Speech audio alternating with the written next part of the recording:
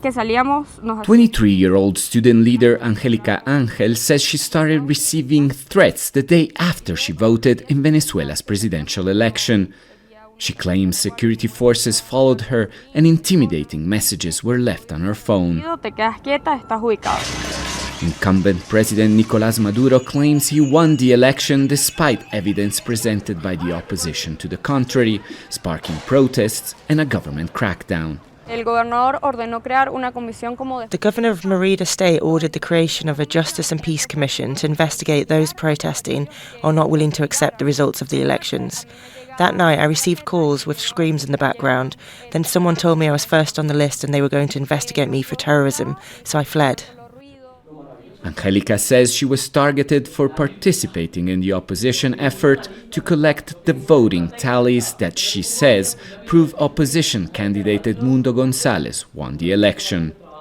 Like Angelica, hundreds of political activists, human rights defenders, journalists, and even simple electoral witnesses were forced to cross into Colombia in search of protection. The Together We Can Foundation says they have welcomed 178 Venezuelan dissidents since the elections. All share similar stories of being hunted down by Venezuela's security forces. Most insist their identity remain hidden. We need to be careful because our family members are still there and they risk being arrested or tortured by the criminal regime. We all know what they are capable of. Earlier this month, opposition candidate González fled to Spain, where he was granted political asylum. He says he was forced to sign a letter recognizing Maduro's victory. But the Venezuelan government insists González signed it voluntarily and that there's no crackdown on dissenters in the country. If you signed under duress, how is it that one of your daughters still lives in Venezuela peacefully with her family?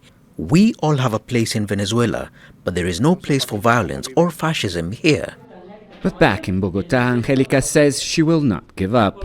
I don't think I can choose to get involved or not. I simply have to do it, because I don't think it's human to let people in your country starve or be tortured simply for thinking differently.